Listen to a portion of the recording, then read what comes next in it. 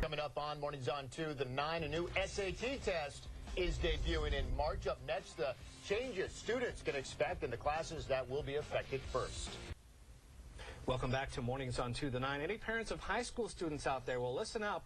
The SAT is undergoing its biggest change in 30 years. That's right. Now, the new test is going to debut this March, and it's going to impact students in the class of 2017 or younger. Here are some of the changes students might actually like. There is no penalty for wrong answers this time. There will only be 4 answer choices instead of 5, and students should be more familiar with the vocabulary that's being tested. But there are, Mike, some changes students might not like. Exactly. Questions will require multiple steps to actually get an answer. Reading passages will include complex structure, and basic math skills will be more important. And joining us now is David King, founder of C2 Education, an SAT prep company. SAT prep has been around ever since I was going to school. That was a long time ago. How has it changed? Are we still emphasizing reading and math? We are. I mean, the test has changed in that, they're trying to make it more reflective of what a student has learned in high school. A, and then B, the other thing that's been a big criticism is that it hasn't been as good of an indicator of how well prepared you are for college. A lot of people, are great in the classroom. I mean, our senior class president, Rebecca McQueen, was a stellar student. She bombed the SATs. I mean, she's doing well now. So some people say it doesn't reflect how good of a student I am, how prepared I am for the real world. Correct, and that's why those changes are happening, right? The new test is going to be 2 sections as opposed to 3, right? Going back to something more familiar. It's funny, I would tell a student of ours my current SAT score, and they say it's very low because the new one is, well, the old one was out of 2,400. When we took it, it was out of 1,600. What was your score? I got a 1590. What? Almost perfect. Almost. I got a few wrong, so almost perfect. I bet that got you mad.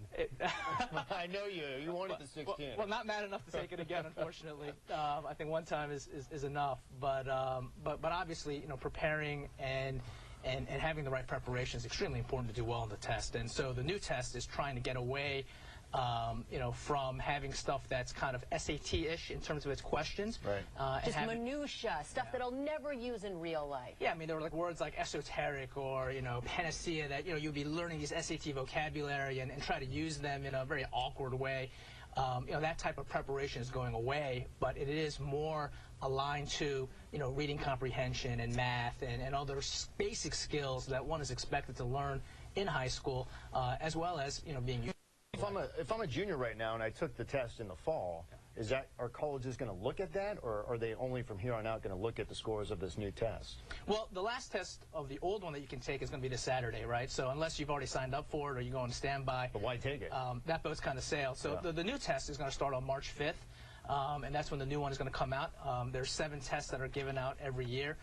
And basically what a student needs to do is make sure they take a test when they're ready for it, as well as try to get the best score they can possibly get. So they're preparing. You encourage the SAT classes. Oh, absolutely. I mean, it's like anything in life. I mean, the more you practice, the more coaching you get, whether it's in sports, music, academics. It's always going to be beneficial to you and help you get. Maybe that's where I went wrong. I didn't do the preparation properly. So, Mike, not Mike. I'm sorry. David, if you want to get into a good college, your SAT score is still very important, correct? No matter what standard they use. Oh, absolutely. I mean, it's always going to be a barometer of, how should we select students. It's not the end-all, be-all.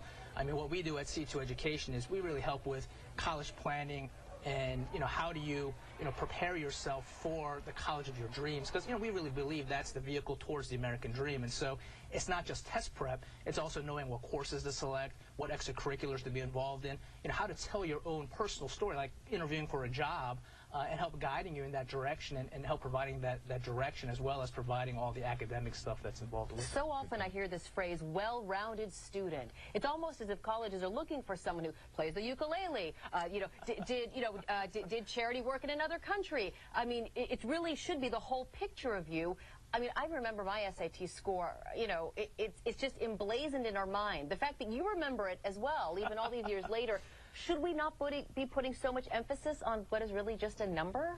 Yeah, so it's not the end-all, be-all, right? It's really only a certain portion of the application process, right? It is one way, one piece of information that admissions officers do use to help determine, which student they want to select, but it's not the only criteria, right? They do look at your grades. They look at the fact if your friend was the class president, if you are a varsity athlete in a certain sport, if you are very good in a certain musical aptitude. And just a trend of improvement. If I start off as a freshman in high school and I'm kind of like a B-, but then I wind up as an A-, maybe that's better than the kid who was A+ all 4 years. Well, obviously improvement is always a great thing to show, but also showing consistent high marks is also a good thing to show as well too. I mean, it's how do you show your maturation and show that you are ready for colleges, what colleges really want to look for at the end of the day. All right, David Kim, CEO of C2 Education. David, thanks for coming in and talking about this.